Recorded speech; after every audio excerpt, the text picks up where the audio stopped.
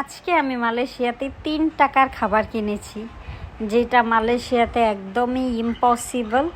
কারণ মালয়েশিয়াতে নর্মালি আপনি এক বাটি ভাত যে থাকে, ওই যে গোল করে একটা বাটির মধ্যে ভাত দেয় না, ওই ভাতটার দামই থাকে ৩ টাকা। আর আপনি তরকারি বা ডিম বা অন্য কিছু নিলে ওইটার প্রাইস আলাদা থাকে। কিন্তু আজকে আমি এই যে এখানে যা যা আছে এটা কিনেছি মাত্র ৩ টাকায়। আপনি বাইরের যে কোনো নর্মাল একদম নিম্নমানের হোটেল প্লাস ফুড কোর্টে আপনি এই খাবারটা পাবেন না। ৩ টাকার খাবার পাওয়া ইম্পসিবল। মিনিমাম একটা নাসি কিনতে গেলে ৬০ টাকা মিনিমাম, এর ওপরে ১২, ২০, ১৫ টাকার মধ্যেও আছে, যেটা আপনার তরকারি কী নেবেন তার উপরে ডিপেন্ড করে। যাই হোক, আজকে আমি এটা কিনতাম না, কিন্তু আমি কেন কিনেছি সেটা আপনাদের সাথে শেয়ার করি। প্রতিদিন সারফারাজকে নিয়ে পার্কে অ্যান্ড দোকানে ঘুরতে যাই, ওর খেলনা কেনার দোকানে।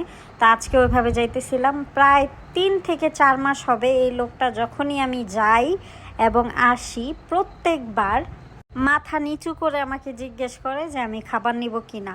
নর্মালি উনি ওনার একটা বাইকে এরকম ২০, ২৫ বা ৩০টার মতো ভাতের প্যাকেট নিয়ে প্রতিদিন বসে, অ্যান্ড ওইখানে লেখাই আছে ২ টাকা অ্যান্ড ৩ টাকা। মিনিমাম আপনি ২ টাকার ভাতও কিনতে পারবেন, যেটার মধ্যে ডিম পোস্টটা থাকবে, এই এক্সট্রা ডিমটা থাকবে না।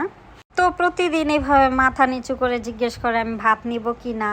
তো এটা থেকে আমার একটু অনেক দিন যাবত একটু শরম লাগতেছিল, যেহেতু আমার ভাত কেনার দরকার নেই। আমার বাসায় আমি প্রত্যেক বেলার খাবার খাই। যারা বাহিরে খাবার খায় বা রান্না করার সময় পায় না, তাদের জন্য ঠিক আছে। তাই আজকে নিজের শরমের কারণে খাবারটা কিনেই নিলাম, যে নেক্সট টাইম হয়তো বা জিজ্ঞেস করলে এমন লজ্জাটা পেতে হবে না, যেহেতু আমি কিনে নিয়েছি।